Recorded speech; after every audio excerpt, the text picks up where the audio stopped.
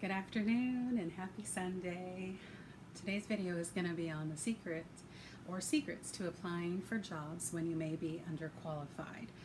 So a lot of times my clients will ask me when they see a job that they're interested in, what are the odds that their application or resume would be accepted if they aren't 100% qualified for the job? And the odds are in their favor. The odds are very likely that their application will be, or their application or resume will be accepted if they are not 100% qualified.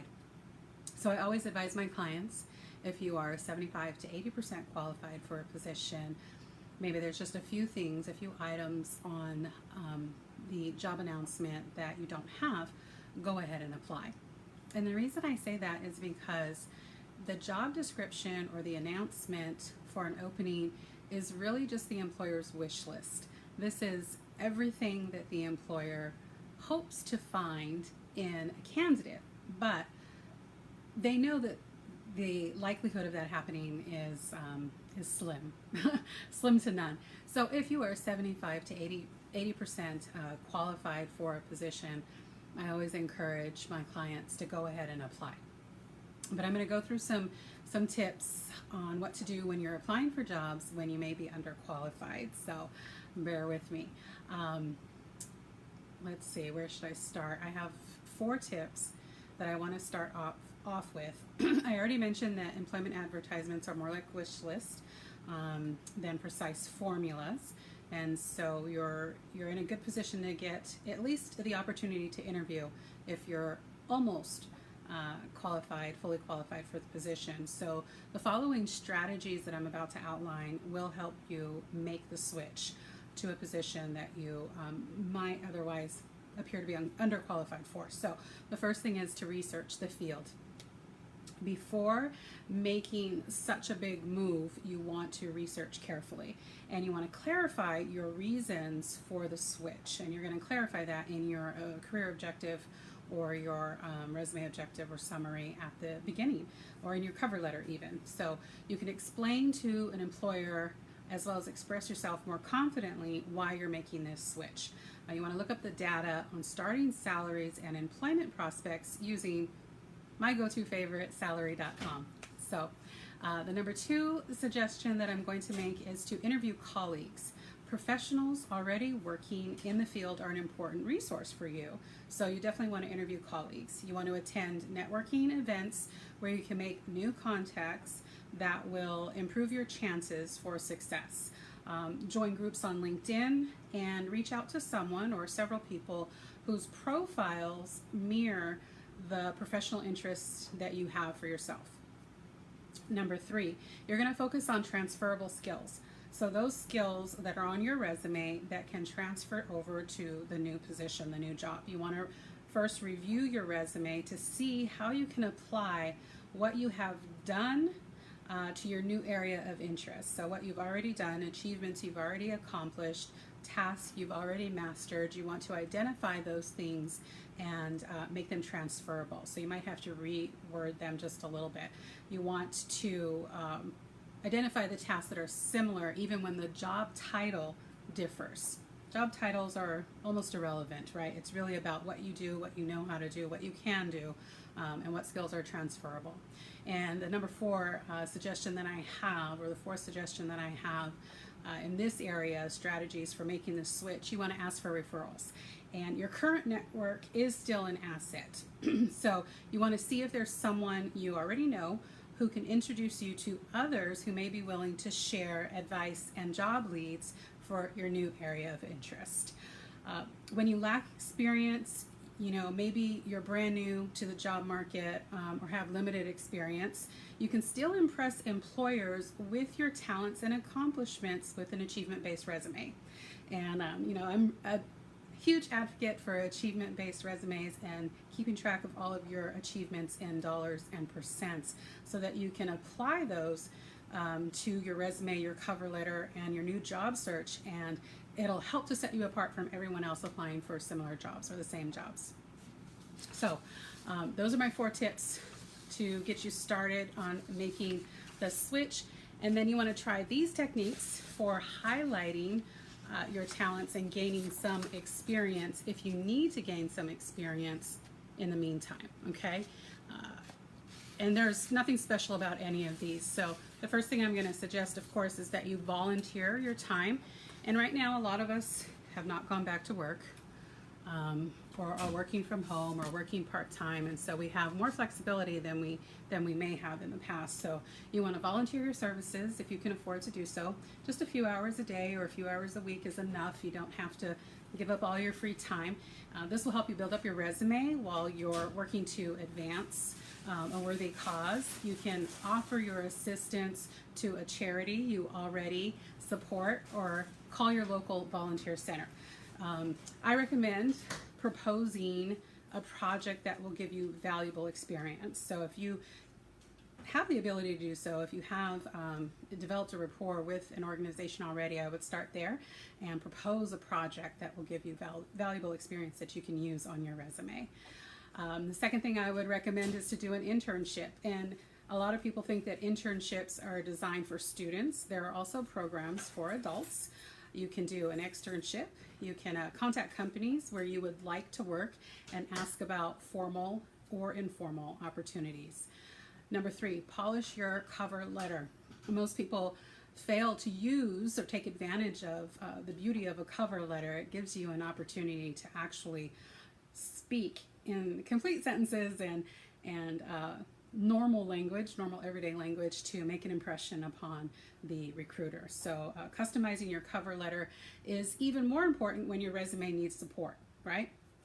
So if your resume doesn't show the experience that you need for a particular position, your cover letter is an opportunity to outline some of those skills that you do have that are transferable, that may not exactly show themselves in the way that they should on your resume, or the way that the company would like for them to. So polish your cover letter, customize it so that it supports your resume, and take some time to develop engaging stories that present your skills and abilities. You want to ask friends and family for feedback, or seek help of a professional career counselor. Sometimes our families and our friends, they love us so much and they care about us so much that they're always going to just say positive things or encouraging things. And unless you have someone who's going to be brutally honest with you, you might have to seek help on this outside of your friends and your family. So you don't want to...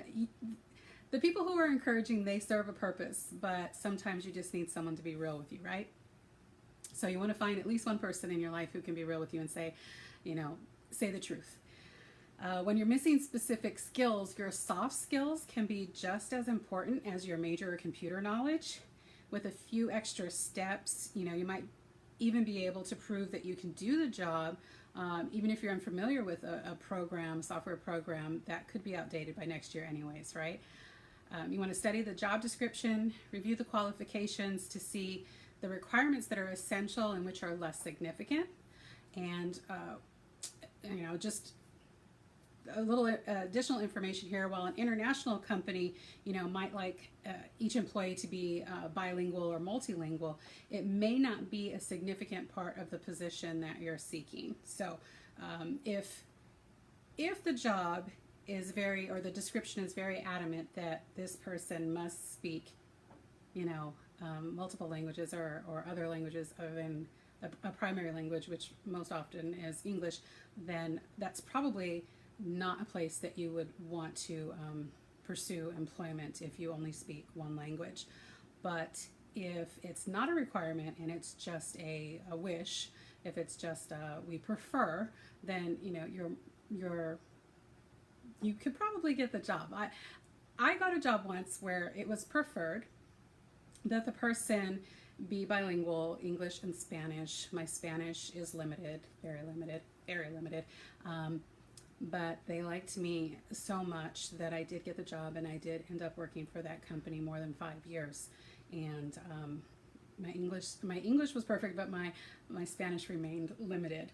But I tried as much as I could with my broken Spanish. But I did do the job. Otherwise, 85, 90% of the rest of the responsibilities and duties just fine. So it didn't really matter that I didn't speak Spanish fluently. But I was very quick to hire my assistant as a bilingual person. My assistant had to be bilingual because I relied on her very heavily to translate for me whenever there was a matter with employees. So there are ways to get around some of those requirements. Just hire someone who has a skill that you don't possess, and the two of you together can do wonders, and we did. So the next thing I'm going to say is pick out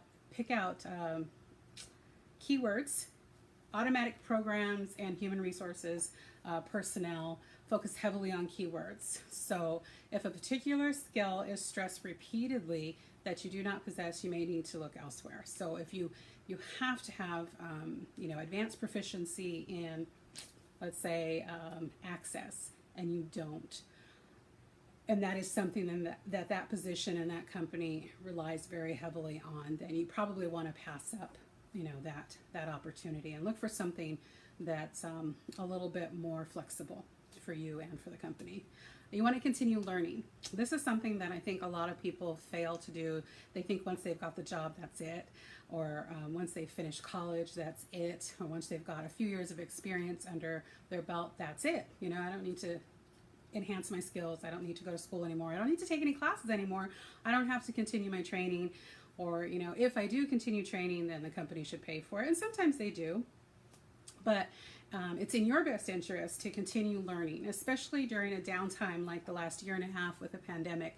I think it would be in everyone's best interest, especially if you've been unemployed or underemployed during this time, to take advantage of continuing learning, continuing education opportunities, even at your own expense. Take advantage of as many free courses as you can, but if you have to pay for one or two courses, it would be in your best interest to do so. So continue learning, keep strengthening your qualifications, take advantage of training on the job or in your free time at your own expense. If you've done your homework and concluded that you're an excellent fit for the position, you can ask to be considered. And I highly recommend that at the end of an interview, you do actually ask to be considered for the position, or ask when the company plans on making a final decision and when you can follow up and check on the status of your application. So even if you're missing a few items on the qualification checklist, I think you'll feel better knowing that you made an effort, that you made a really strong effort, and you may even land your dream job. Who knows?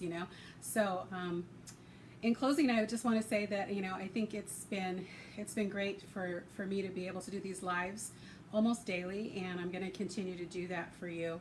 I think it's helpful just sharing little tidbits of information to help people get back to work or to advance their career. And speaking of advancing your career, I would love for you guys to sign up for one of my upcoming courses. I have one called Promote Me Now for those people who want to fast track their careers, explode my pay, increase my pay, and everybody could use more money, or how to become the obvious choice. And Career Espresso, my company, has partnered with a firm in Sezzle to offer installment payments. So all of the courses and anything that you find on my website will fit any budget.